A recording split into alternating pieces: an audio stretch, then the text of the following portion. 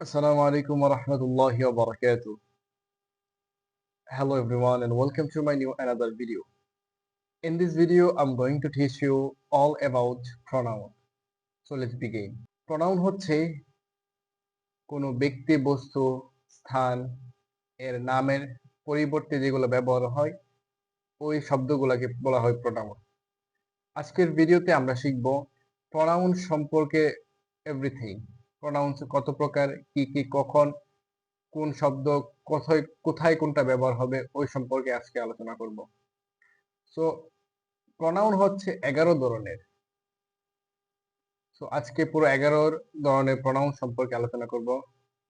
So শুরু করা যাক। প্রথম হচ্ছে পার্সোনাল প্রোনাউন, যে প্রোনাউন ব্যক্তি বস্তুকে বোঝাতে ব্যবহৃত হয়, যেমন I, you, he, she, it, we, they. এই শব্দগুলোকে বলা হয় পার্সোনাল প্রোনাউন।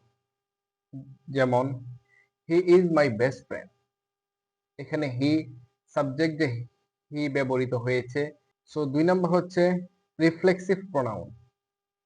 রিফ্লেক্সিভ প্রোনাউন হচ্ছে যখন কর্তা নিজের প্রতি কোনো কাজকে পাঠায়, যেমন myself, yourself, himself, themselves ইত্যাদি।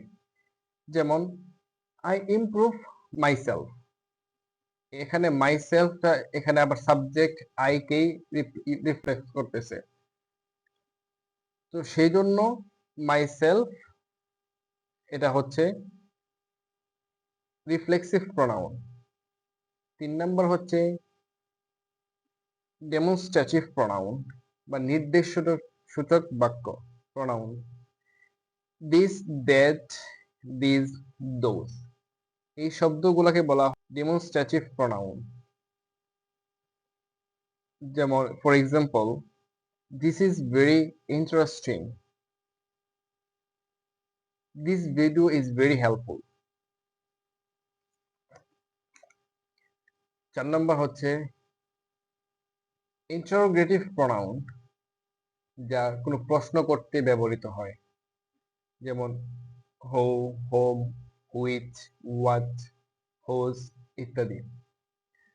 For example, what is your name, এখানে হোয়াট শব্দটা ব্যবহৃত হয়েছে ইন্টারোগেটিভ প্রোনাউন হিসেবে। 5 নম্বর হচ্ছে রিলেটিভ প্রোনাউন।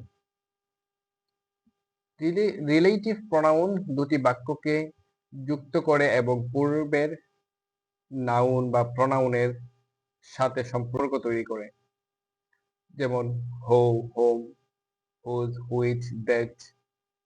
এই সম্পর্কিত শব্দগুলা যে দুটি বাক্যকে যুক্ত করার জন্য ব্যবহৃত হয়। যেমন for example, the boy who won the prize, he is my cousin. I think you are clear. 6 number হচ্ছে ইনডিফিনিট প্রোনাউন বা অনির্দিষ্ট ব্যক্তি বা জিনিস বোঝাতে ব্যবহৃত হয়। সামওয়ান, এনিওয়ান, এভরিওয়ান, এই সমস্ত যে শব্দগুলা রয়েছে ওগুলা হচ্ছে ইনডিফিনিট প্রোনাউন। যেমন someone knocked at the door. 7 নম্বর হচ্ছে রিসিপ্রোকাল প্রোনাউন বা পারস্পরিক সর্বনাম। পারস্পরিক সম্পর্ক বোঝাতে ব্যবহৃত হয়, যেমন each, other, one another. For example, they love each other. 8 number হচ্ছে ইমফ্যাথিক প্রোনাউন। ইমফ্যাথিক প্রোনাউন হচ্ছে রিফ্লেক্সিভ প্রোনাউনের মতোই। তো রিফ্লেক্সিভ প্রোনাউনের মতন হলেও এটি সাবজেক্ট এর প্রতি গুরুত্ব বোঝাতে ব্যবহৃত হয়। যেমন he himself repaired the car. So এখানে কি পুরোপুরি মোটামুটি রিফ্লেক্সিভ প্রোনাউনের মতো হলেও সেন্টেন্স স্ট্রাকচারটা ভিন্ন। যেমন আমরা এমফ্যাথিক প্রোনাউন এর স্ট্রাকচার হলো subject plus emphatic pronoun plus verb plus object other elements.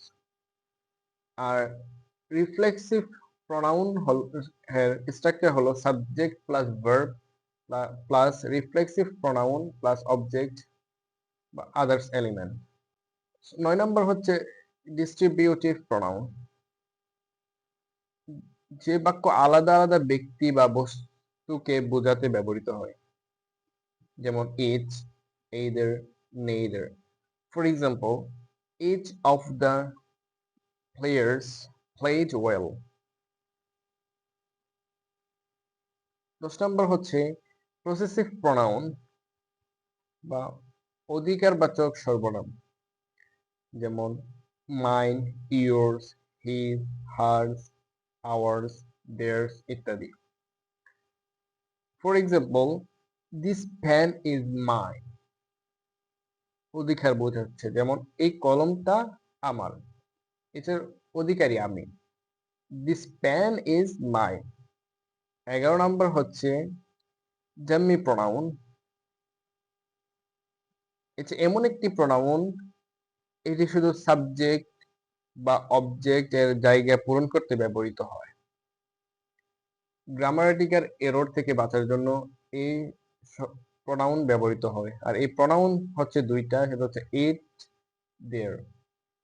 For example, it is raining. আরেকটি হচ্ছে দেয়ার ইজ এ ক্যাট।